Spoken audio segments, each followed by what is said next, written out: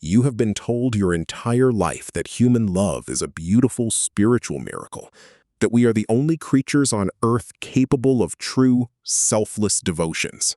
But the cold truth is much more unsettling. Your capacity to love is not a unique human gift.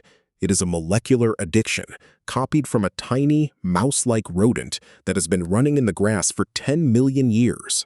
For over a century, science has claimed that animals are unfeeling survival machines running on raw, cold instinct. A wolf pairs only to guard territory. A vole mates only to replicate its DNA. They are empty, we are told, but science was wrong. The emotional bonds we see in the wild are not illusions. Animals possess molecular factories in their brains that mirror our own, running on the exact same chemical signals that define human devotions. Welcome to Wild Sentience. Today, we unlock the science of animal love. Using peer-reviewed research from Emory University, we will reveal the hidden neural switches of lifelong devotion. Stay until the end, because we will share a biological realization that completely rewrites the meaning of human love. A survival mechanism connecting your heart directly to the ancient, wild past. To understand how a wild creature forms a lifelong bond, we must first look at a tiny rodent. The classic prairie vole. Evolutionary biology has struggled to explain monogamy. In natural selection, staying with one partner makes very little sense. A male that mates with multiple partners passes on far more genes. Monogamy is rare, occurring in less than 5% of all mammals. Most live lives of fleeting, solitary encounters. But the prairie vole is different. These tiny rodents live in the sweeping grasslands of North America, and they are completely, relentlessly devoted. Once they mate, they form a permanent, lifelong pair bond. They share a single nest, groom each other constantly, and raise their young together. If one partner dies, the survivor rarely seeks another mate, spending the rest of its life in solitary isolation. Why does the prairie vole choose lifelong devotion while its closest genetic relative, the meadow vole, lives a life of complete promiscuity? The two species are almost identical, sharing 99% of their DNA. Yet, one is a symbol of eternal loyalty, and the other is a solitary wanderer. And this brings us to our second nested loop, the genetic switch of devotion. To solve this mystery, neuroscientists at Emory University analyzed the brain chemistry of two closely related species, focusing on the hormone oxytocin. Mating triggered a massive surge of this chemical in both rodents. Yet, the meadow vole felt no bond at all and walked away. The breakthrough came when scientists mapped the brain's oxytocin receptors. In monogamous prairie voles, these receptors are highly concentrated in the nucleus accumbens, the reward center of the brain. The mating surge of oxytocin wired the partner directly to the brain's ultimate pleasure system. Mating turned the partner into a literal addiction. Being near them brought calm. Separation triggered neural withdrawal. But in the meadow vole, these receptors were completely absent from the reward center. Mating created no lasting emotional association. To prove this, Larry Young's team took the gene for building these receptors in the prairie vole and inserted it into the brain of the promiscuous meadow vole. The result was stunning. The once promiscuous meadow voles began to form deep, permanent pair bonds. They stayed in their nests, groomed their partners, and became devoted. With a single genetic switch, scientists had created love in a creature that had never evolved to feel it. Attachment is not a social construct. It is a physical map of receptors in the brain. But if the chemistry of attachment is so real, what happens when it is violently severed? Does the wild world know grief? To find out, we must look to the mute swan. Swans are famously monogamous, mating for life and navigating lakes in silent, graceful pairs. But life in the wild is fragile.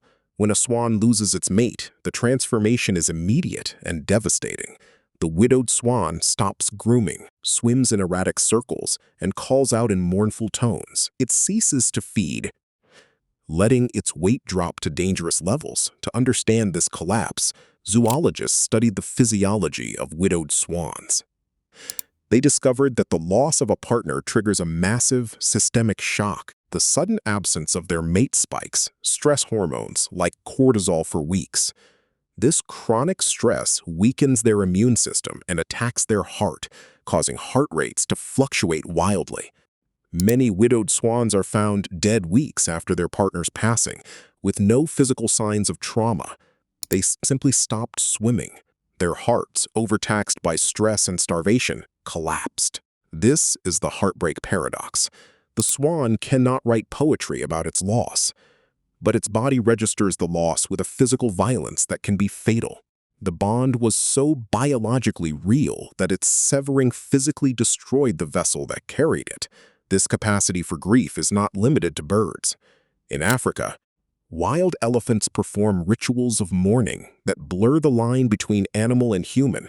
Elephants live in tightly knit, female-led families with lifelong bonds of trust, remembering faces for decades.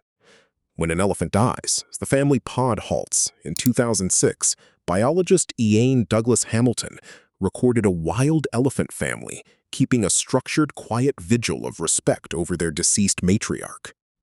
They gathered in a silent circle, gently touching the carcasses with their trunks, focusing on the highly sensitive ears and tusks. Even more incredibly, elephants interact with the bones of their long-dead ancestors. When a family pod encounters an elephant skull in the desert, they stop. They use their trunks to gently lift and pass the bones among themselves, touching the smooth ivory with quiet, focused reverence. They do it only with their own. Douglas Hamilton proved that elephants possess a profound cognitive awareness of death. They recognize the remains of someone they once knew, carrying the memory of attachment across years of migration. This is the ultimate validation of wild sentience. Grief is the cost of love. A creature cannot mourn unless it has first formed a deep, highly structured attachment to another. The elephant's silent vigil and the swan's physical collapse prove their bonds were not simple mechanical routines. They were real. Now, let us bring these three loops together. Let us look at the grand realization of what this means for us. When you look at the wild world and see two wolves in the snow or two swans on a lake, you are looking at an ancient molecular masterpiece. The attachment they feel is driven by the exact same genetic switches and oxytocin receptors that shape your own relationships. Their devotion is so chemically real that its loss can physically stop a swan's heart. Their memory is so cognitively deep that an elephant will stop to touch the skull of an ancestor in the silent dust. And this brings us to the ultimate, humbling realization of human love. We believe that our capacity for devotion is a unique human achievement, separating us from the wild, unfeeling beasts of the earth. But the molecular clocks and hormone receptors tell a different story. Human love is an ancient evolutionary survival mechanism. Millions of years ago, in the cold, dangerous darkness of the prehistoric world, a solitary life was a death sentence. To survive, our ancestors needed a force stronger than hunger, stronger than fear, and stronger than self-preservation. They needed a force that would compel them to stay in the nest, share their food, and stand between a predator and a helpless infant. So evolution took the ancient oxytocin receptors of the prairie vole, the deep neural pathways of the swan and the elephant, and it wired them directly into the human brain. Our deepest, most sacred emotions are the evolutionary legacy of the wild world. We love because the prairie vole stayed in the grass. We love because the swan swam in symmetry. We love because the elephant remembered in the desert. So the next time you look at the wild world and see a quiet connection between two creatures, don't just see a beautiful scene. Feel a deep, quiet respect, because you are watching the very biological engine that built your own heart. A chemical trust that has been millions of years in the making, keeping the wild world safe in the dark and keeping us human. If this video has changed how you understand the silent hearts of the wild, please leave a like and subscribe to Wild Sentience. It helps us grow and continue sharing these stories with you. And tomorrow morning, when you look out at the wild world, remember the running molecular factories ticking inside their chests. They are not empty. They are feeling, remembering, and loving. I want to hear from you. Have you ever witnessed a moment of deep attachment or grief in wild animals? Tell us your story in the comments below. I read every single one, and it is the absolute highlight of my day to hear how you are connecting with the silent minds of our wild neighbors.